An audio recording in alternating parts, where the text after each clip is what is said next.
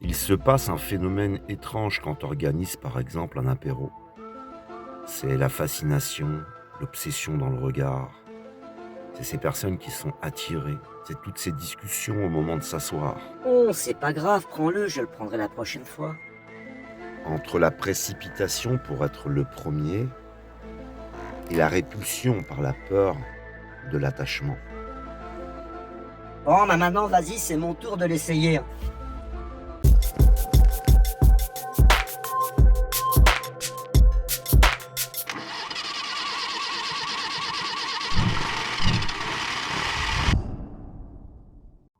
Comme Elisabeth Borne, j'ai pu, grâce à l'idéologie actuelle, développer des nouvelles facultés surnaturelles.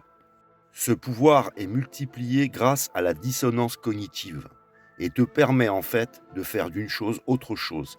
Ce siège n'est pas un siège de voiture. Tu vas pouvoir tout transformer en multi-usage. Vous n'êtes pas un homme, Ah pardon.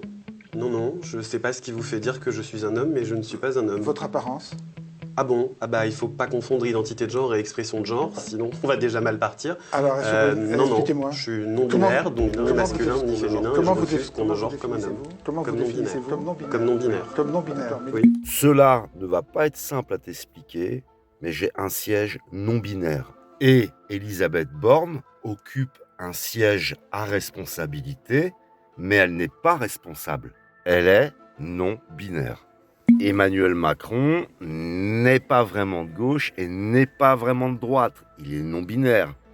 Comment devient-on non binaire ? Que ce soit pour l'idée que je vais te partager aujourd'hui ou que ce soit pour la politique, dans les deux cas, il est question d'adaptation. Je suis passé de plusieurs centaines de mètres carrés de bâtiments à une toute petite poignée de mètres carrés. À un certain niveau de la politique, c'est tout l'inverse. Il y a même quelqu'un qui t'accompagne parce que tu vas passer ton temps à te perdre. Tout était parfaitement organisé et bien séparé.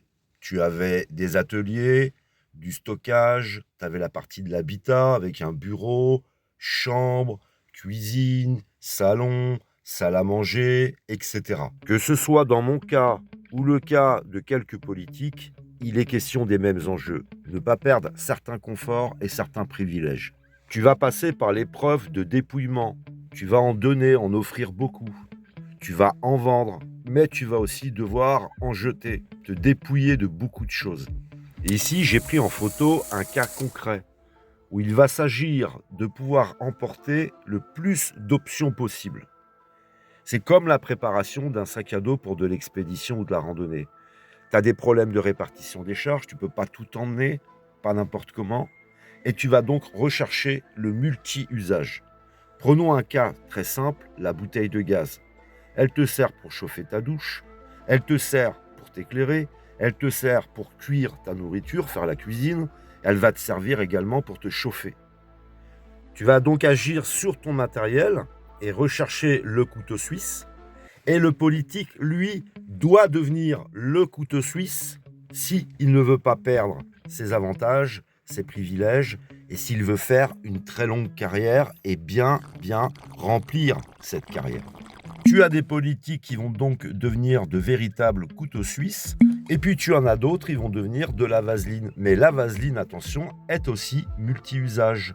Première utilisation, tu peux l'utiliser pour prendre un objet de grande taille et l'introduire dans un orifice plus petit. Tu as également les milieux sportifs comme la boxe qui l'utilisent pour limiter les blessures.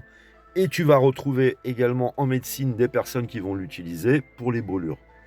Beaucoup d'analogies à faire en politique quant à la transformation de binaire à non-binaire et d'un usage au multi-usage.